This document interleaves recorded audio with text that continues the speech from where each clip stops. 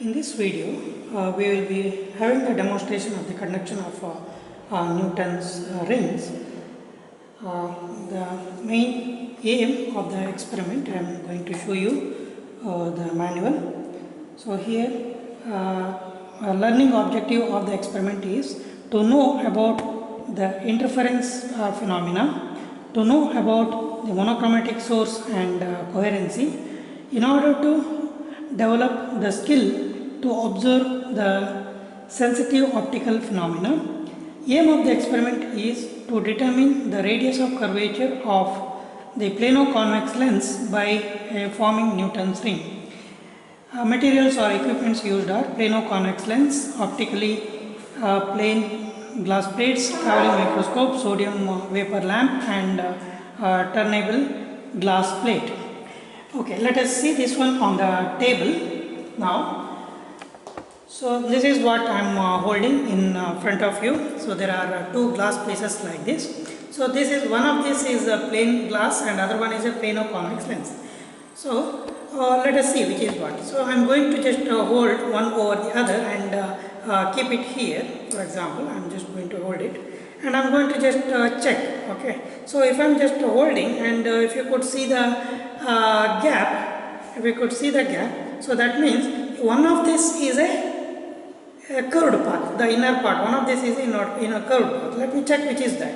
So I am going to rotate the bottom one and I am going to check this one. So that means again I am having the gap. Okay. So that means maybe the bottom one is just flat on either side.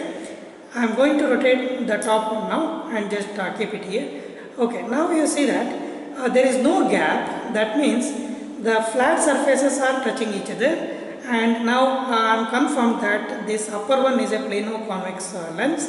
So I am going to just keep it in a way that the convex part is touching the glass plate. Okay. So this is what I am having. So this is the gap is confirmed. Okay. So this is what you have. And also for just for the reference, there is a dot for the plano-convex lens. Okay.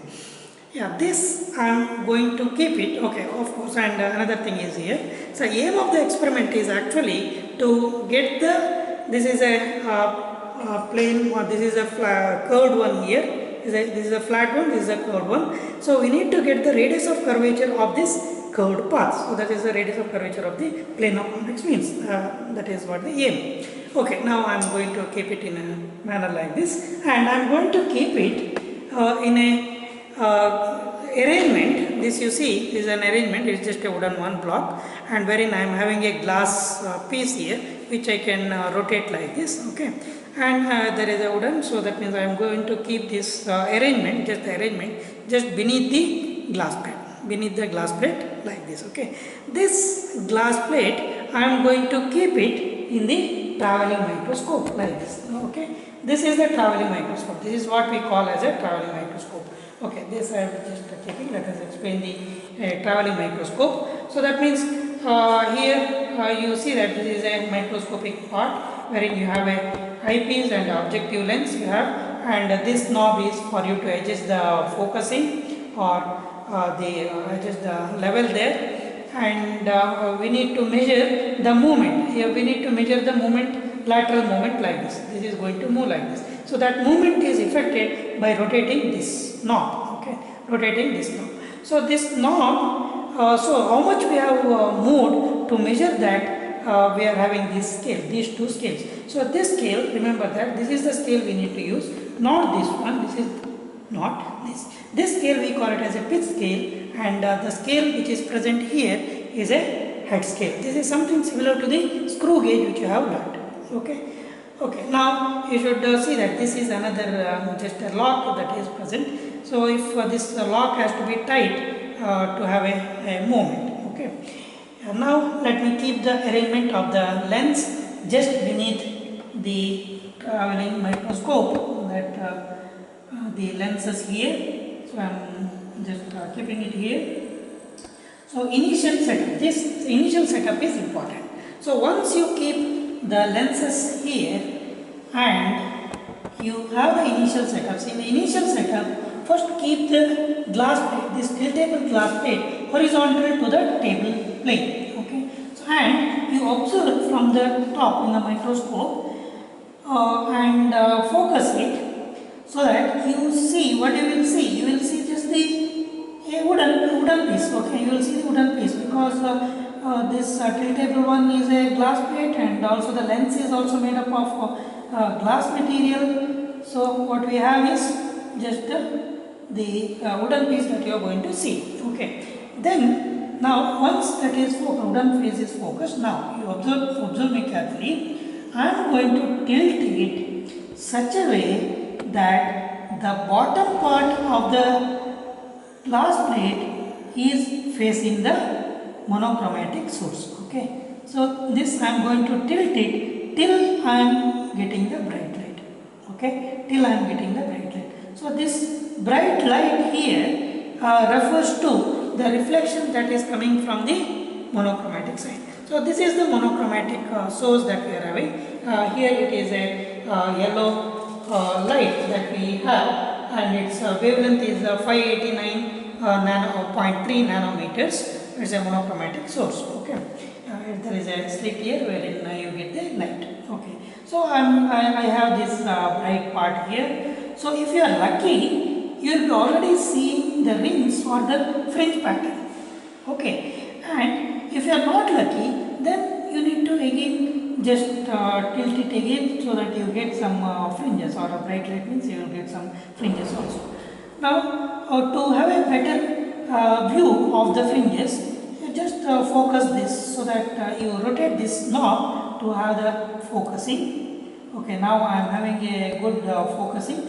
Now what I am having is, in fact, it is a circle itself, but one part of the circle which is like the knurlings that you have in the thing at your hands. So like that you are going to see it, and now that means the center of the ring is somewhere else. So now I am going to just bring the center of the ring, so that let me just see it here. So I need to move it here a little bit. Okay, I am moving, that is with the hand I am moving the glass set. Okay, this is I am having it here, but what I have it here is something like this. So this is what is you could see here, this left hand side you observe. So this blue circle is the field of view, which we see it here in the lens, and then red lines are the cross wires, and then this is what I have it now. So that means ring, you see the rings, these are the concentric rings that I am having. The center of the ring is somewhere here, which is not at the center. Okay, so now my intention is bring this center to the cross section. Okay, hair cross section, so that I should adjust this knob. Here. Okay, so I can adjust this knob here by rotating this knob. What happens? There is a movement in the left and right. Left and right movement is affected here. Okay, yeah, it is just coming to the horizontal one. Yeah, now I am just rotating this knob on my left hand. This is the knob. So wherein you could see the vertical movement, front and back. Okay, so this is the front and back movement. So that means I am going to have it at the center. Okay, so I am just readjusting it. Yes, it is fine. And again with for a better focus. Yes, it is in a better focus. Now what happened is, initially whatever the picture that you saw it here, my intention was to get this one, second one. Okay, hope you are looking at two pictures here, and you see that this is what is intended as initial setup. This is the initial setup that you need to do. So this is the field of view, cross section, and the Newton's ring. Okay, Newton's ring. This is the setup. So once you have this setup, we are going to take the measurements. So what we do now is we need to just keep it and rotate this knob, so that I move to the 12th ring on my left hand side. Okay, so that means this vertical hairline, vertical hairline is going to be shifted. Okay, this is going to be shifted. This is going to be shifted to the 12th ring, and you should keep it as a tangent to the 12th ring. Okay, you should keep it as a tangent. So when I say as a tangent, that means it is something like this. You should keep. So that means it is here.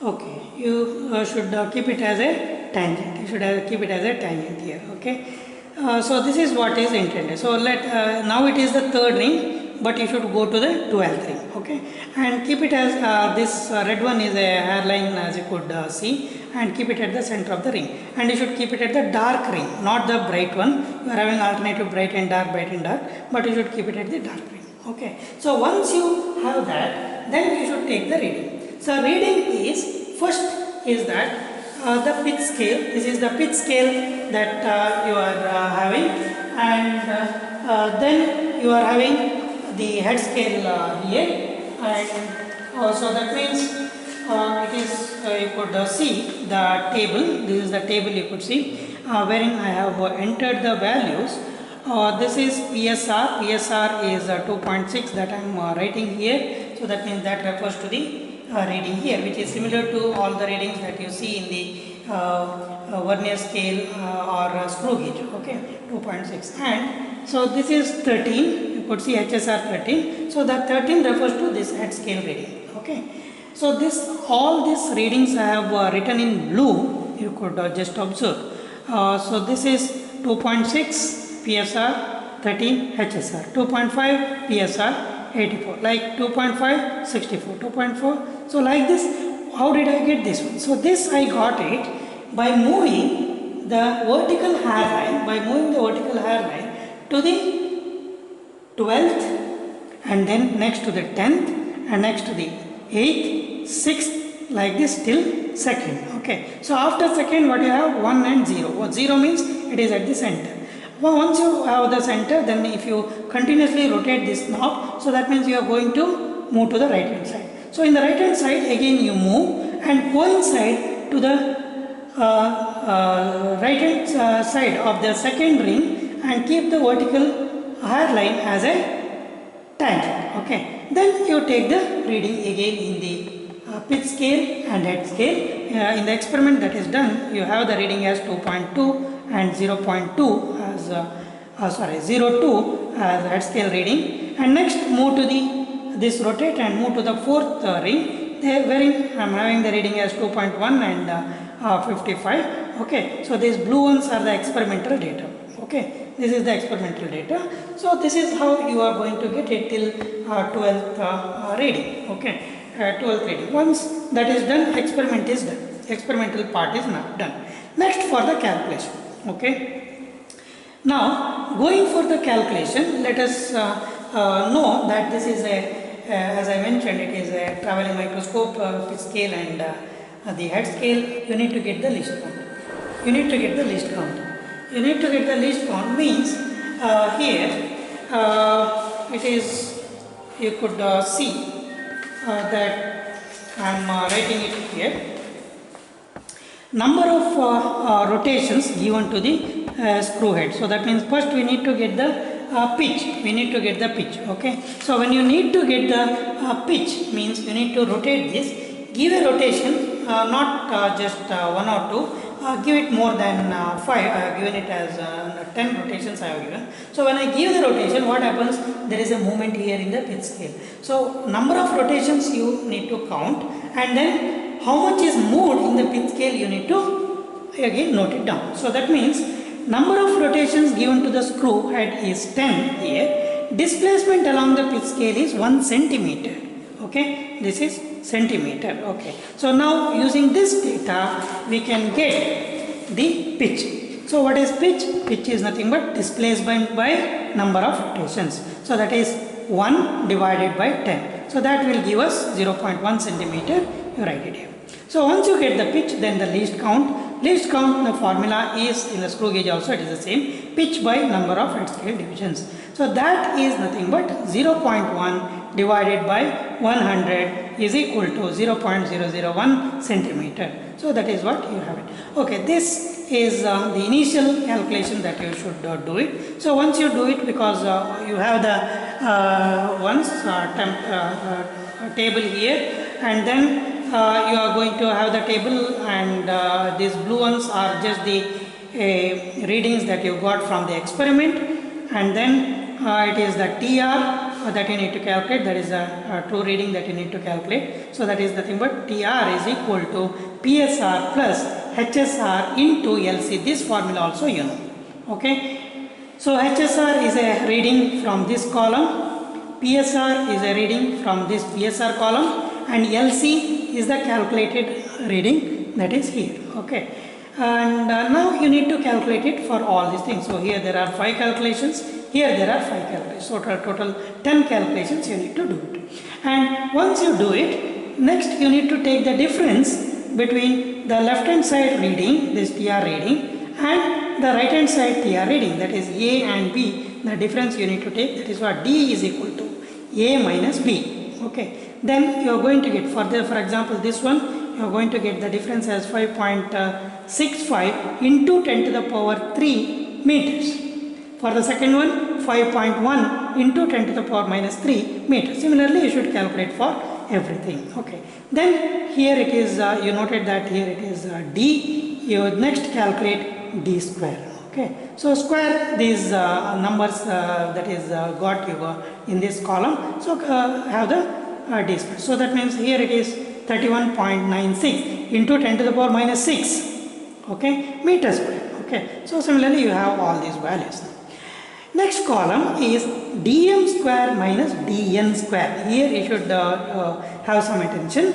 Dm square minus dn square corresponding to mth and nth circles. Mth and nth circle, the difference should be 4. Means you look at the left hand column here. So ring number 12. 12 minus 8 is 4.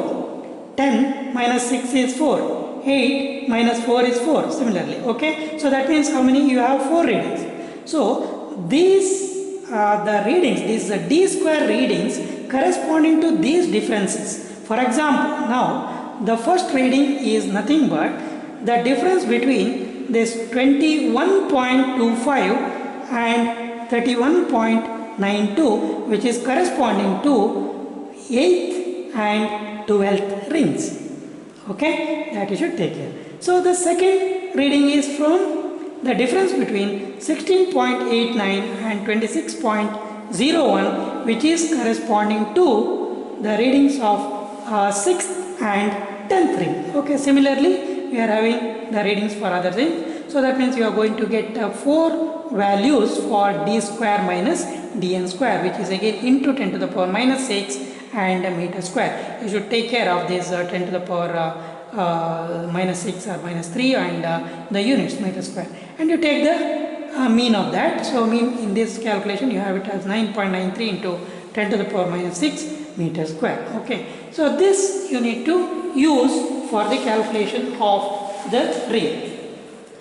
Radius of curvature of the ring. So radius of curvature of the ring, the formula is given by R is equal to dm square minus dn square divided by 4 lambda into m minus n.